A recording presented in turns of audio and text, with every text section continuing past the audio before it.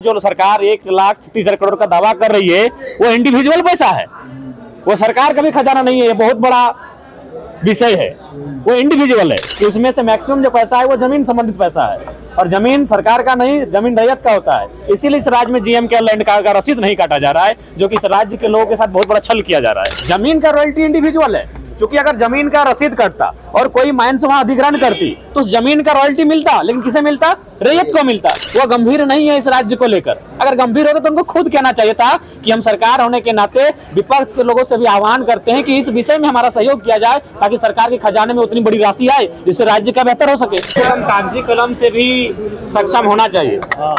माननीय सदस्य सरयू राय जी ने सवाल किया है कि 1,36,000 करोड़ जो आपका बकाया है वो किस किस विभाग से बकाया है। उसमें सरकार का उत्तर आया है कि लगभग 1,00,000 करोड़ का जो बकाया है वह जमीन का मामला है, लैंड।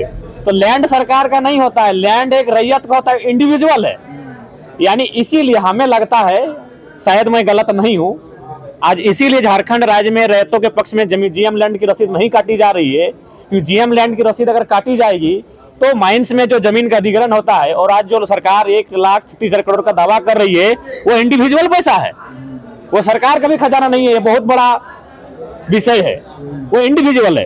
क्योंकि उसमें आपको आप पढ़िए, माननीय सरयू राय जी ने सवाल किया है, सरकार ने उत्तर दिया है कि उसमें से मैक्सिमम जो पैसा है वो जमीन संबंधित पैसा है और जमीन सरकार का नहीं, जमीन रैयत का होता है। इसीलिए इस राज्य में जीएम के लैंड का रसीद नहीं काटा जा रहा है, जो कि इस राज्य के लोगों के साथ बहुत बड़ा छल किया जा रहा है। नहीं तो जमीन का रॉयल्टी नहीं, सीधा बात इंडिविजुअल है। जमीन का रॉयल्टी इंडिविजुअल है, क्योंकि अगर जमीन का रसीद कटता और कोई माइंस वहां अधिग्रहण करती तो उस जमीन का रॉयल्टी मिलता, लेकिन किसे मिलता? रैयत को मिलता।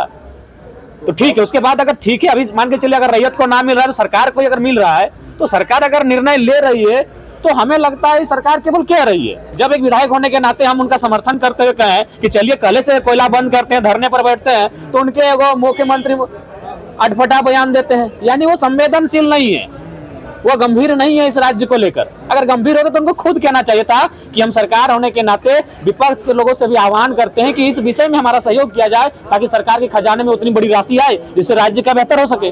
कल तो मुख्यमंत्री धनबाद में कह रहे हैं कि अब कोयला रोकना होगा। वो कहते हैं, वो जब धनबाद जाते हैं तो धनबाद जैसा बात करते हैं, गिरिडीह जाते हैं तो गिरिडीह से बात करते हैं, और फिर रांची आते हैं तो माननीय बन के आराम से ठाट बाट करते हैं।